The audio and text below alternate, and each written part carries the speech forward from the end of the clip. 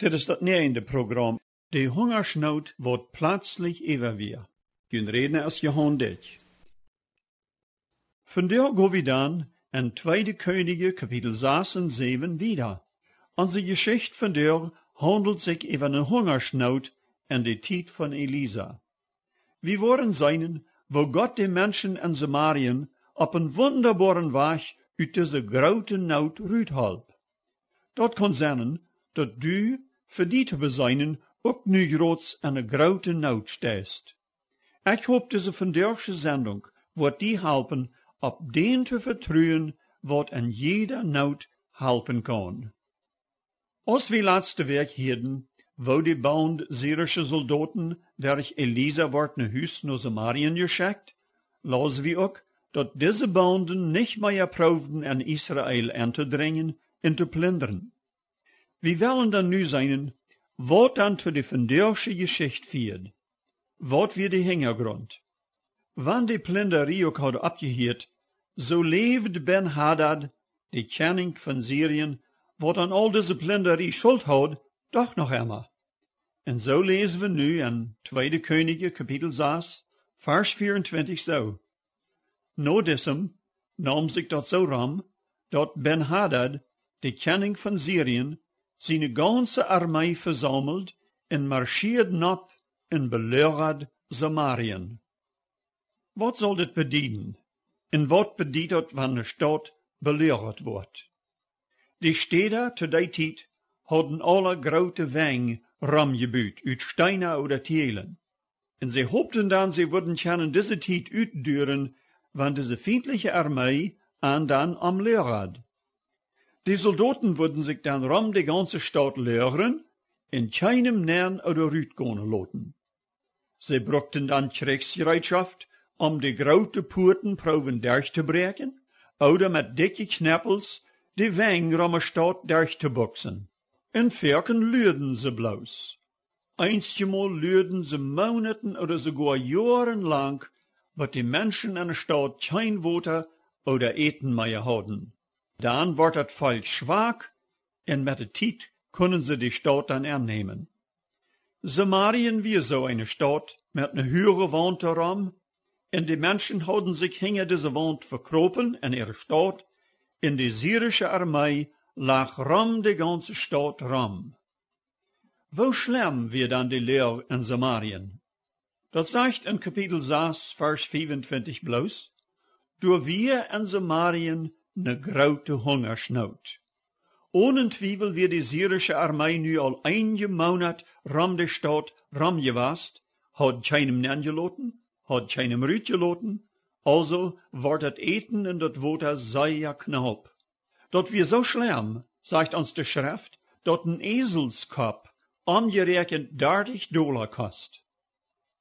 Dit richtig te verstonen, moeten we daaraan denken dat een ezel als een onreine tier galt in Israël. Also de Juden durften geen ezel eten, die wir onrein. En nu zegt het hier dat sogar een ezelskop $30 kosten deed.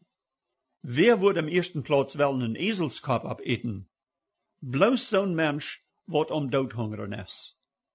Dat zegt ook in de Schrift, 2 Liter gedreigter Duvenmest kost so wie $3.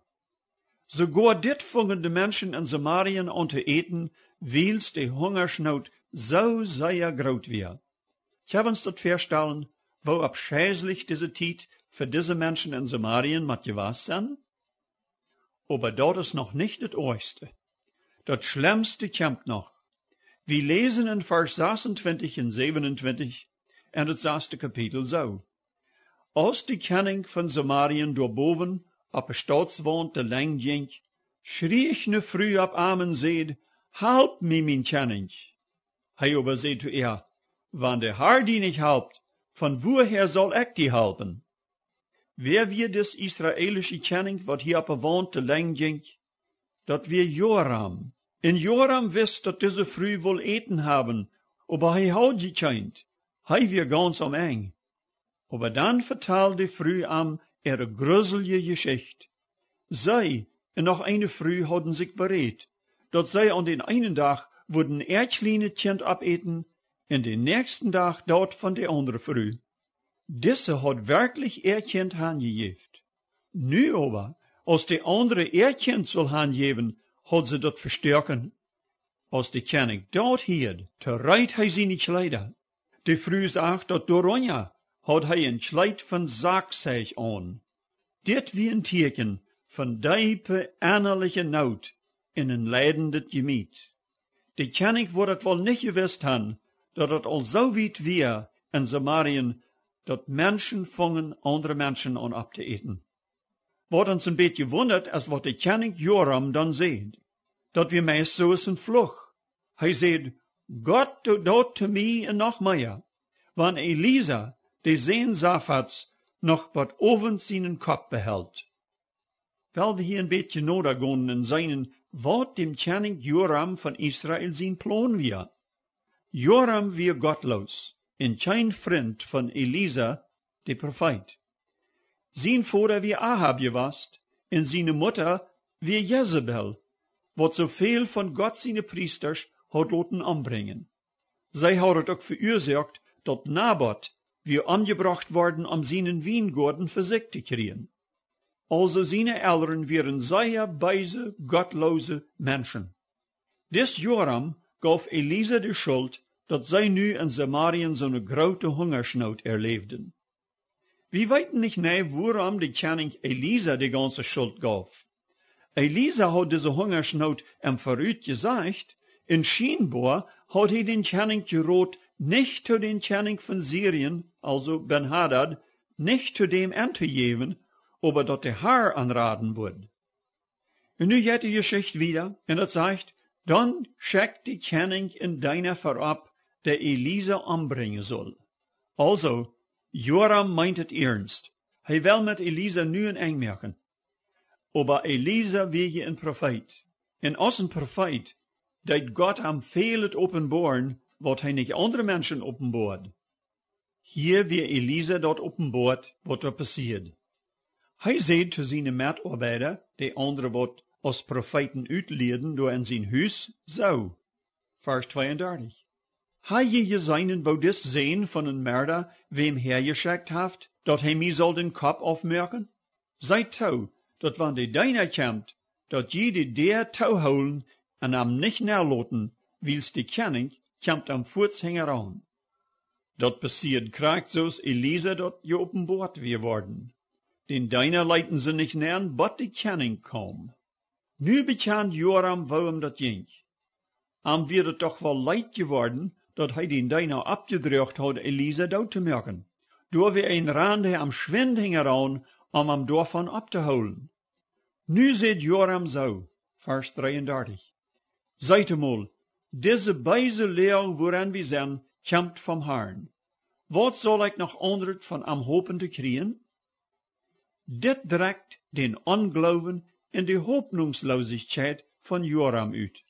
Hij meende met te zeggen, dat helpt nicht nog langer te leren en den König Ben-Hadad te widerstehen. Vor allem wird het klar, dat hij zich dem Ben-Hadad, den König von Syrien, ergeven soll.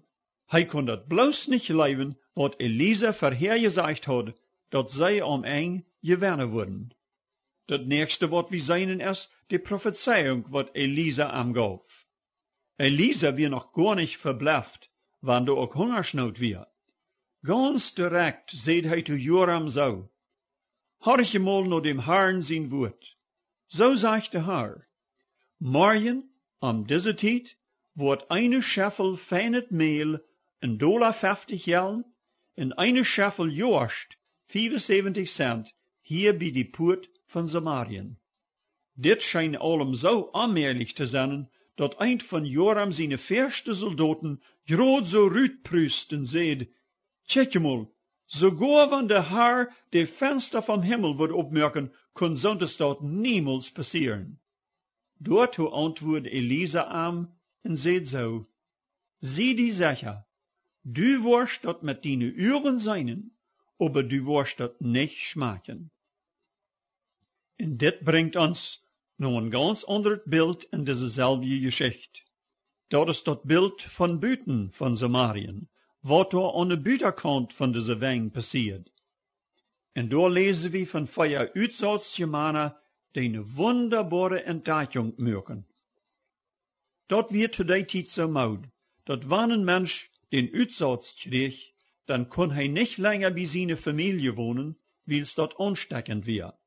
Nee, zo'n Menschen, wat Uitsatz hadden, mussten buitere Stadt wohnen, en daar wordt an dan immer eten gebracht. Diese Männer hadden ook groten Hunger, wils keine an mehr eten bracht, door wie ook kein eten mehr in Samarien. En diese Nacht komen diese Feier op einmal op een ganz nieuwen Gedanken. En die wie dit. Waarom gingen zij nicht even naar de syrische Soldaten? Sie konden je nichts verspelen. Wann die an doodmerken, dann hadden ze nichts verspeeld, weil sie hier sehr bald doodhungrig wurden. Wann die an aber annahmen, in Leben leiten, en an sogar vielleicht eten gaben, dann hadden sie viel gewonnen. Also daran waren sie sich einig. Und wir lesen in Kapitel 7, Vers 5 so. Und sie merken sich tidig ab dem Weg, als dat noch schärmer wir, naar dat Lehrer von der Sira zu gehen. Aber als sie bet da wären, seid mal da wir keiner am Lehrer. Wat wie passiert? En die Nacht had die haar een groot Wunder gedaan. Hij had die Sira verengst en versprengt. Die hadden op einmal een gereis geheerd, wat ze kraakt zo hierd, als wanneer een andere armee op aan toe kwam. En doordat dachten ze, de kenning van Israël heeft zich de Egypter en de Hittiter aangenomen, en die komen nu ons te versprengen. Doordat werden ze alle zo opgerecht en stuurken uit, ohne an irgendwas zu denken oder irgendwas mitzunehmen. Sie rannten bloß für ihr Leben in der Richtung von Syrien. Da wären wir das Lehrer von der Syrer ladig. Diese Männer gingen in ein Zelt, in das andere, und da wir alles da, was sie sich wünschen können.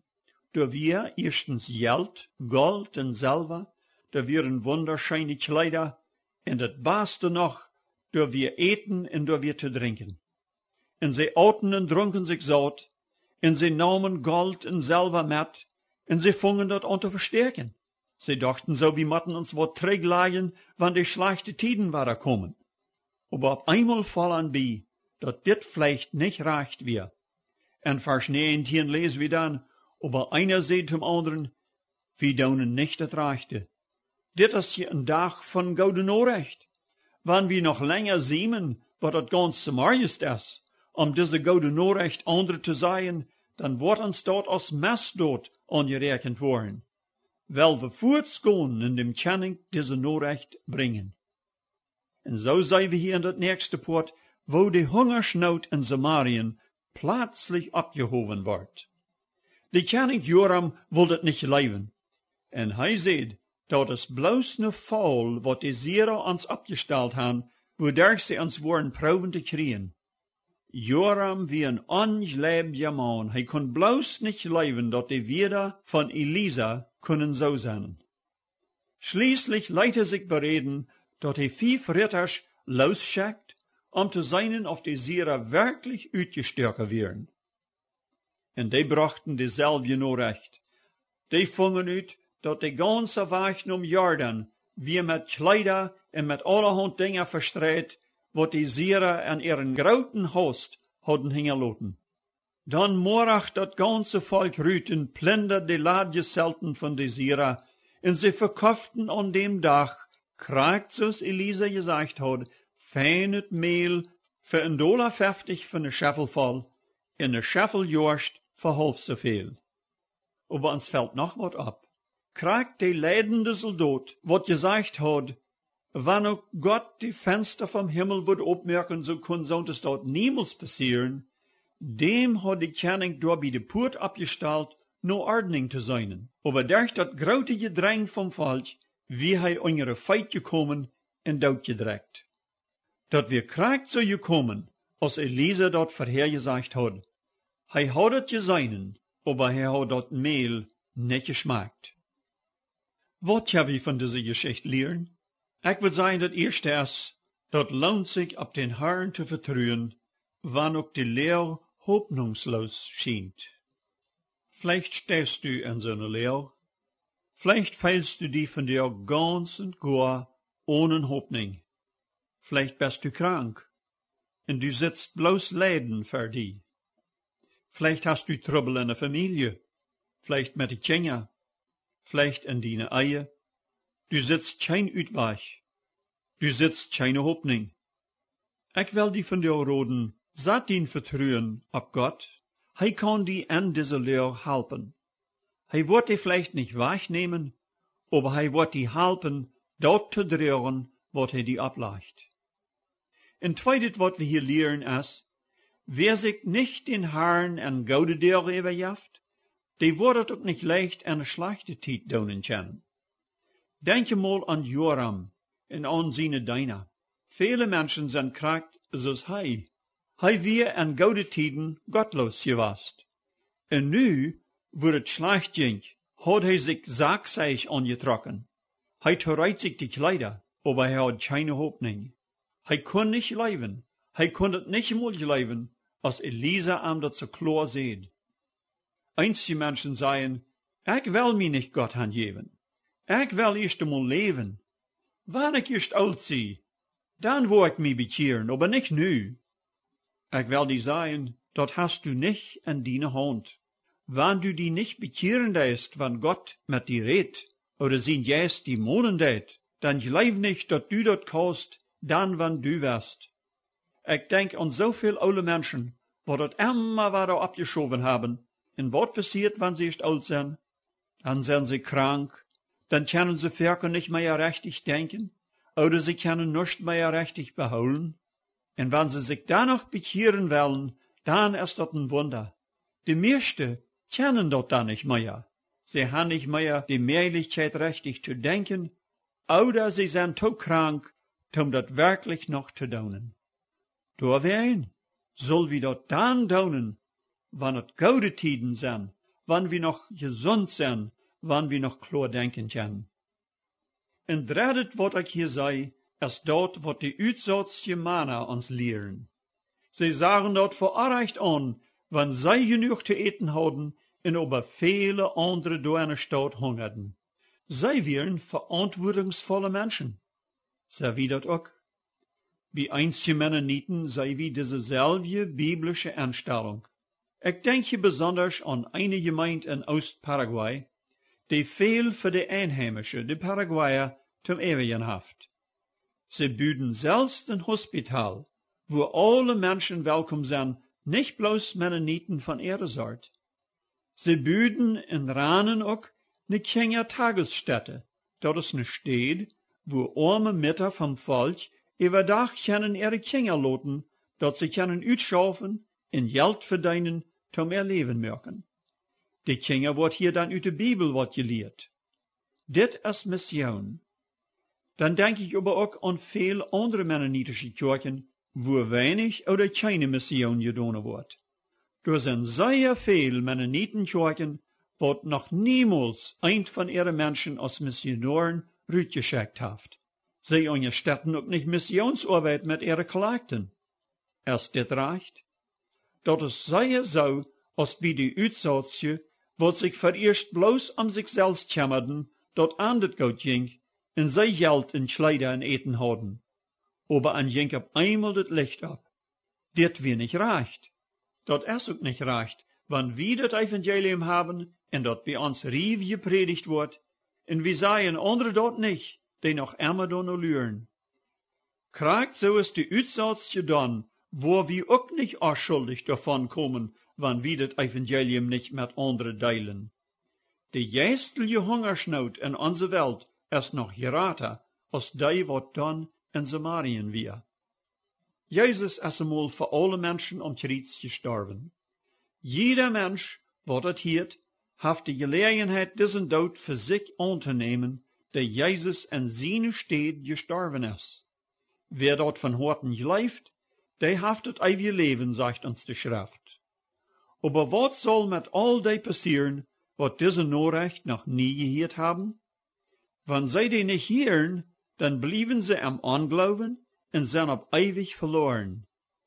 Dadurch dat wie die gode Nachricht von Jesus haben, sei wie schuldig, wann die verloren gehen.